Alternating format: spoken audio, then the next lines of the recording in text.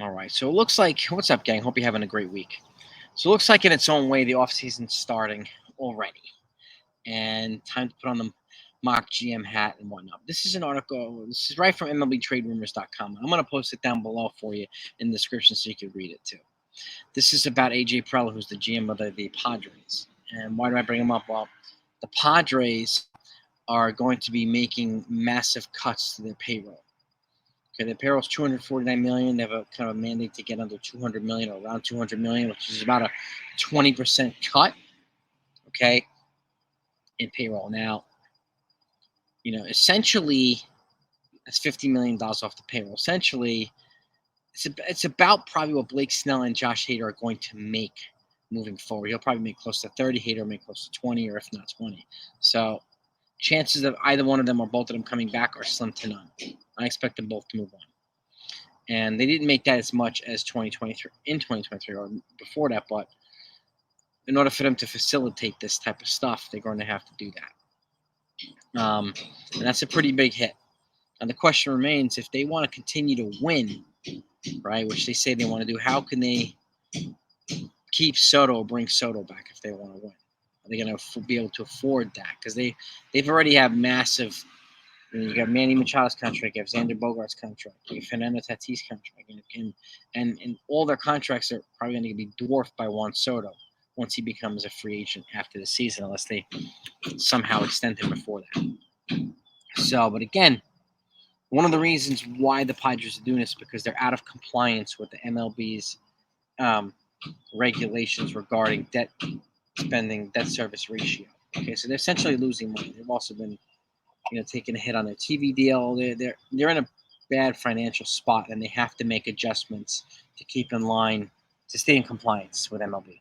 So, in order to do that, they're going to be making drastic cuts to their payroll, and that suggests that there's a good chance that they may not be able to re-sign Juan Soto. And why would Soto want to come back to a team that's not as equipped as it was before to win? That's the other question. So, this is a perfect opportunity for Cashman or whoever the GM is for the Yankees to pounce. Okay, other teams can pounce too. There's had people ask me some great questions on live streams of what if the Dodgers dangle Bobby Miller? What if the Rangers dangle Jack Leiter?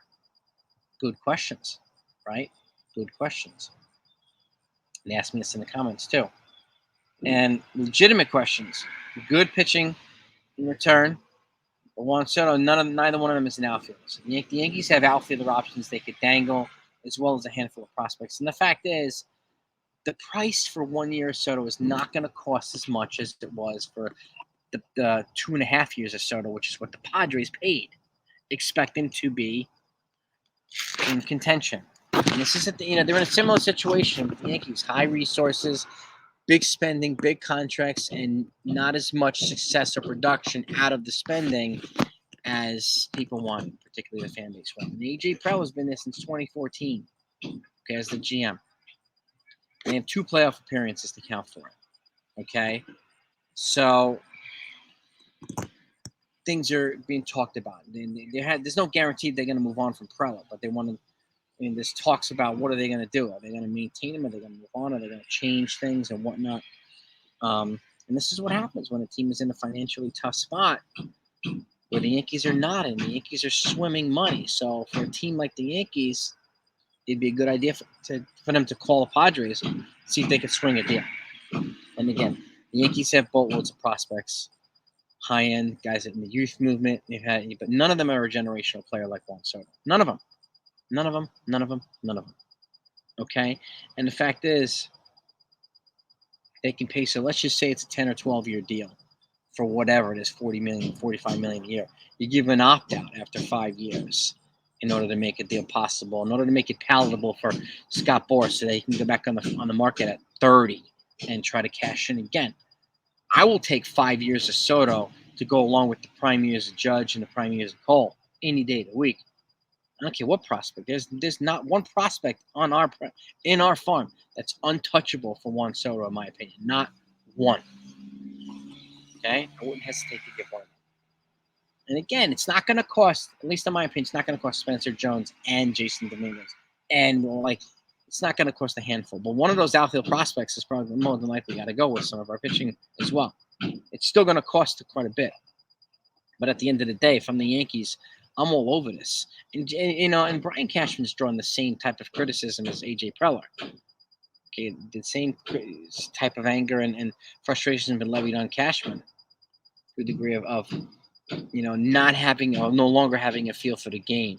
Okay, and Preller's some of his biggest criticism was his obsession with having to outwork everybody and losing the feel for the game and not being able to communicate in a way that's effectively to make it feel like he's still a baseball guy.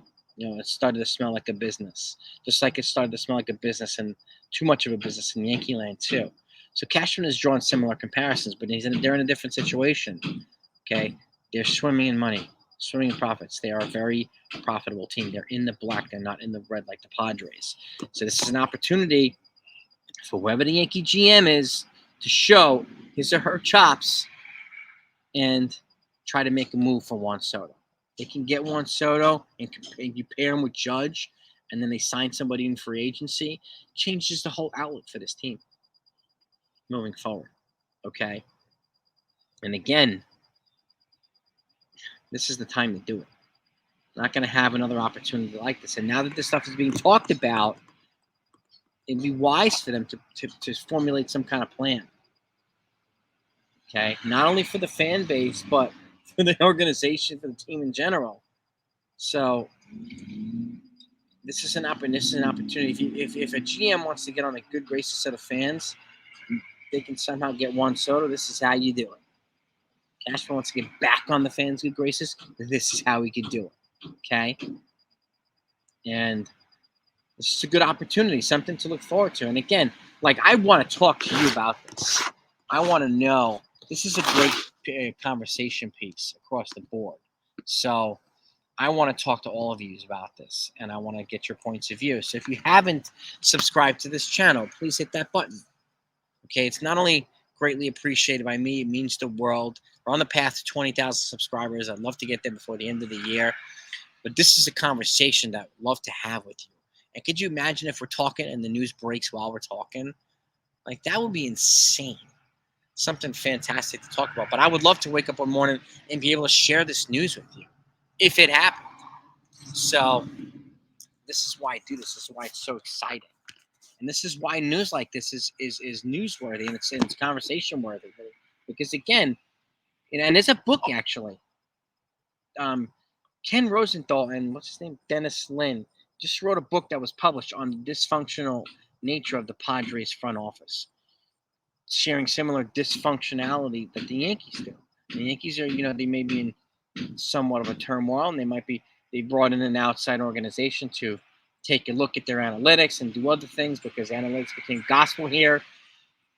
And the obsession with it came at the expense of a feel for the game. It came at the expense of a lot of other things. So they've got to make changes too. Okay, but they're still profitable. So it's a different type of changes that the Padres need to make. But again, if the Yankees are wise, in my opinion, I would be all over this. And at the very least, say it doesn't work. Say you can't get them. At the very least, you tried. Fan base would appreciate to know that you tried your best to get them. Okay? Because as much as certain fans will say, there's no guarantee that the Yankees, Cashman can't just do whatever he wants and get whoever he wants whenever. That's not reality. I know a lot of folks don't agree with that, but it's true. Okay, our opinions, and I say this repeatedly, our opinions don't change the reality, don't change the facts. Okay? So they can't just do whatever they want anytime. Not everybody wants to come here. Not everybody wants to take Yankee money. But this is an opportunity to get a prime-time generational player at 24 years old who fits a lot of the Yankees' needs, the on-base percentage, the contact hitting, the lefty bat, the ability to play him in left field to give Jason Dominguez a chance, if he's not traded for him, to become the center fielder and get healthy after his Tommy John surgery, or somebody like Spencer Jones or whoever else they might be thinking of. Okay? So, and again, like I said, I will take, even if he opts out, I would take 5 years of Soto with prime Judge and prime Cole any day of the week over anybody else this franchise has right now. And it's not even close. Okay? But I want to know what you think. Load up the comments. Let's talk about this. Okay. And again, like, we've had enough of the people getting impressions that that Cashman's lost the feel for his team or the game and whatnot. And he hasn't done himself any favors. So, but again, if he wants to, if he's still here, get on people's good graces. This is how you do it. You pounce on somebody like Juan Soto, who could be right for the taking. And again, it's not confirmed that he's going to be on the market. This could be a quiet thing. It could just happen one day, right? But the way that the cards are falling for the Padres indicates that it's going to be almost next to impossible to re-sign Soto, or next to impossible to convince him to come back when he's going to be playing for a worse team than he was playing with before. Because the chances of Blake Snell, and Josh Hader coming back are slim to none. I expect them both to be gone. Okay? So they're going to lose a key starter, possibly the Cy Young Award winner, and an elite closer. Two valuable pieces that they need. Yeah, they've got a lot of pitching there, but how are you going to replace Josh Hader? All right? How are you going to replace one? So, like I said, it's close to impossible. So let's talk about this. This is definitely worth talking about. I definitely want your opinions on this one way or another. So, and again, let me know if you agree with me or disagree with me. Okay? Both are okay. But if the Yankees are wise, I will be all over this one way or another and try my damnedest to get this man to the Bronx in 2024.